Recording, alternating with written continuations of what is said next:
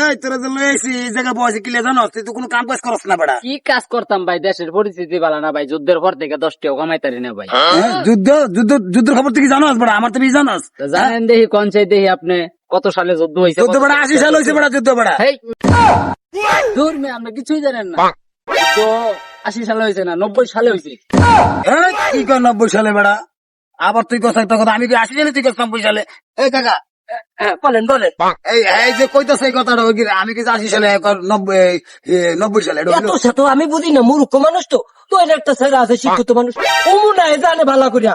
এ ভাই একটু এদিকে আসেন, এদিকে আসেন, এদিকে গেছেন। এই হে জানে সবকিছু, হে শিক্ষিত বলা ভাই এদিকে আসেন, এদিকে আসেন। আরে হারে কি দাও, হ্যাঁ তো ঠসা, হ্যাঁ তো কানে শোনা। বেড়া বেড়া বেড়া শিক্ষিত মানুষ জানে না মানে? ভাই একটু কনসেন দেখি, বাংলাদেশে কবে যুদ্ধ হয়েছিল, কি ছিল?